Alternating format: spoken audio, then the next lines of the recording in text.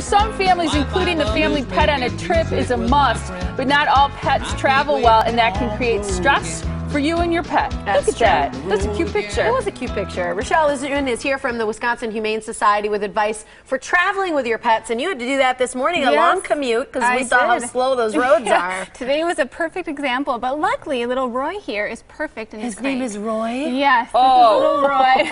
I love when animals have people names. Yes, he totally likes me too. He is trying to win Molly over. He is a snuggler. He is. I love him. And he's just a 4-month-old puppy, so he's just a little guy. And he's a terrier mix? He is, because he seems so mellow. He is. He's very docile. He's a mix, but just a great little puppy.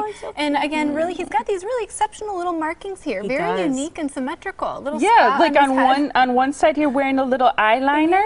Yeah, on that side, and the other side, no. Yep, and he's already microchip vaccinated and neutered, so he's all set to go home. He's available up at our Ozaki campus in Saukville. So, how old is he, did you say? 4 months old. 4 months old. Look at him just licking I know and it's snowy out today, snuggling. but he's definitely worth a drive when we open at 2 o'clock today. Okay, so by 2, maybe the roads are going to be cleaned off a little bit. Just in time to go get Roy. Go get Roy. You know, one of the things that I think is troublesome for people, especially when they take home a new pet or they're new and they crate them in the car, for example, they get motion sickness. Yes. Do pets tend to, as far as traveling goes, do they tend to outgrow that, or is that something where if it exists as a puppy, it kind of always is the case? Continues. Well, we always say, you know, it's really good to start preparing them at this age, at a young age. If you get them at an adult, you can still work with it. One thing before you travel is to really consider having a well-ventilated crate or carrier. Keeping it in your home where it's, you know, in a familiar place. Get them acclimated to it early on so that it just doesn't become just, you know, a novelty. It's really something they go in and out of and become familiar with.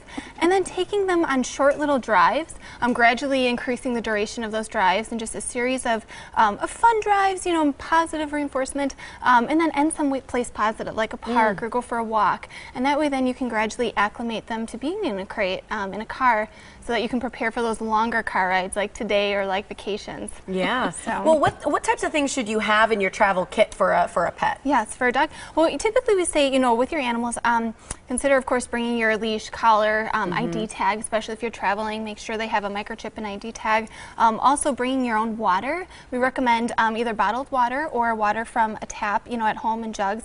A lot of animals don't like drinking water in an unfamiliar place. It could give them an upset stomach, or they're just reluctant to drink it. So making sure you have that, as well as, of course, all your medical, you know, records, vaccination records, your rabies certificate, and again, something familiar like, you know, a toy, a familiar blanket, their bed that you can bring with them, so that it gives them some sense of home and a familiar, you know, feel. How do you feel about, you know, a lot of people in their cars, I don't know if there's laws or rules or whatnot, but if a pet is crying a lot of times you let them out of the crate or the carrier. What's your feeling on that? Is that good, bad, safe?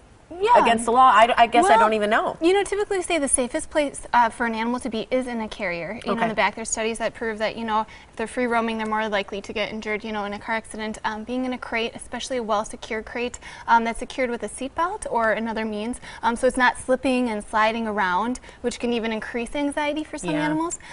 So having them in that crate, of course there are seatbelts, you know, now too for dogs, but again, having them in there are, yes. So you just, it's just like it hooks into your car. It's a little it's like a little harness, and they, you know, sit in that little seatbelt. But again, a crate is very safe as well. We always say, you know, to secure that, and in the back seat, because if they're in the front seat, if those airbags, you know, go off, it could injure them. So definitely, you know, stopping frequently for breaks on your trip, on your vacation, and letting them have a potty break.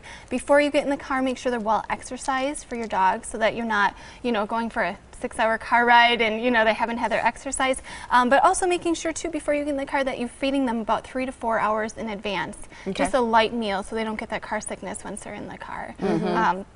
And definitely, you know, making sure, I know a lot of people like to let their dogs stick their heads out the window as they're motoring down the road, but we say that could really kick up, you know, debris could hit them in an eye, they could get injured. So again, the safest place really, you know, for an animal is in a crate where they're secured. And as it relates to flying and taking pets, you know, way out of town, that's something that you really need to check with the airline for, and to make sure that whatever you're carrying them in is safe and acceptable with the airline, right? Yeah, definitely. And, you know, especially with flying too, you want to make sure they're going through security, you know, they're comfortable being held. For cats, you know, getting them used to being in a carrier. A lot of cats are very uncomfortable in an, you know, unfamiliar situation. And they just go under the seat usually. Right. Sometimes in a little carrier, you know, we always say check in advance. A lot of airlines have, you know, restrictions as far as how many cats or animals can be in the plane at one time due to allergies. So checking in advance with your destination and with, you know, the hotel as well as the airlines to make sure you're meeting all those requirements and having your necessary travel paperwork, medical records, and rabies certificate with you.